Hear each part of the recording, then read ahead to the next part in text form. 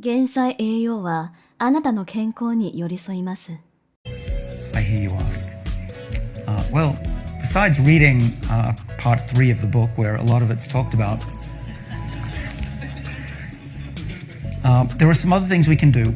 We've found a chemical that exists in our body that we lose as we get older that's really important for stabilizing our epigenome and preventing the scratches. It's called NMN, and you can see the mice on the left were drinking NMN. They recover pretty quickly. Actually, Jeremy, let's switch to the other one. See if you can guess which old mouse in this video is drinking the NMN.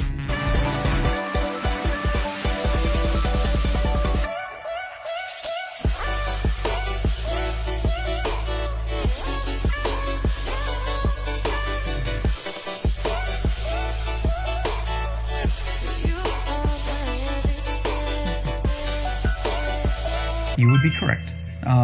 What we found, and we published about a year ago in the journal Cell, was that NMN turns on a longevity pathway that we've worked on for many years. These are stabilizers of the epigenome, and they also control our cells' survival and defenses against aging. And what's exciting is that we have inbuilt longevity pathways that we can activate with these molecules like NMN. There are others that are out there. One is called metformin, which is a diabetes drug, which is exciting because it's been seen in tens of thousands of patients to at least seemingly slow down the effects of aging and protect against diseases. There's another one that's more toxic. I wouldn't recommend it, but it's called rapamycin. But there are things out there that we already have run into that actually may work. But what else can you do in your life? What can you do if you don't want to go to a doctor and ask for metformin, a diabetes drug? Well, one of the things that I do, probably the best thing I could tell you, having read thousands of scientific papers, is eat less often.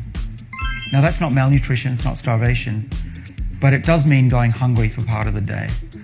What I do is I skip breakfast, I eat a late lunch, sometimes I miss lunch, and eat a normal dinner.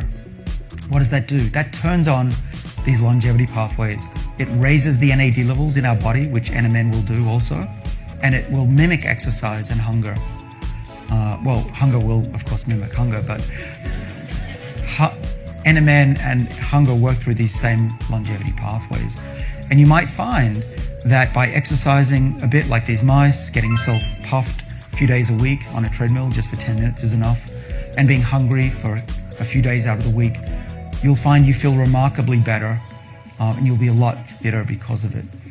And perhaps when you're 80, 90, and even 100, you'll be able to continue doing all the things you always have wanted to do late in life. Start a new career if you want, start a new company, leaving a legacy. We have clinical trials in progress with a molecule related to NMN. So this isn't future stuff. This is stuff that's actually going on just across the street from my lab at Harvard Medical School.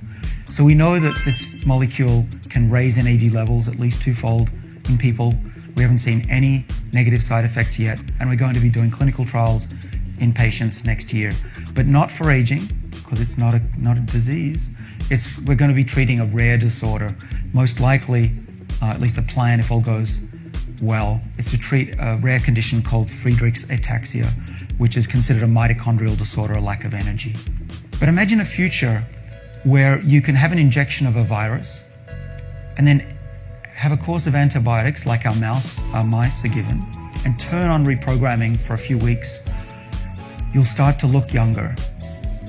Your hair might change color. It might regrow, we don't know. But your organs should be improved. You should get your vision back if you've lost it. And that might last for a decade. And after you've aged for a decade, you come back for a reset. And all you need to do is to get a prescription for antibiotics that turn on these genes again. Now, again, we don't know how many times you can reset. It might be 3, it might be 3,000. And if you can reset your body 3,000 times, then things get really interesting. And I don't know if any of you want to live for 1,000 years, but, and I also don't know if it's going to be possible.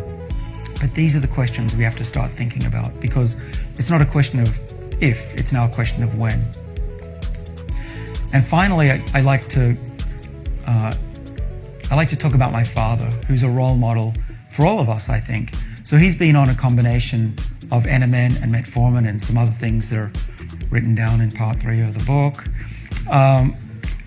I don't like to talk a lot about supplements and things, so it's all in there, and I have a newsletter as well. But let's talk about my father. Now, this is not a clinical trial.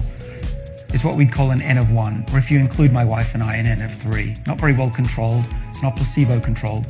But my father was heading downhill. He was not very energetic. He was pretty depressed. His wife had died. He was just thinking, okay, I'm done for. But he's realized that his health isn't declining so far.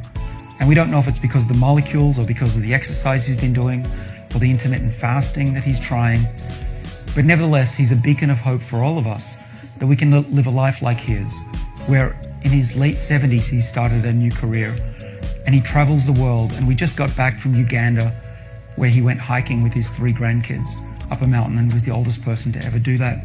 And for him, it was a breeze. He's literally stronger and fitter than I am at age 50, and probably when I was 30 as well. So I want to end by saying thanks for coming. I'm happy to answer any questions as honestly and as openly as I can. And I hope that you not just begin, but continue this conversation, because it's 元歳栄養はあなたの健康に寄り添います。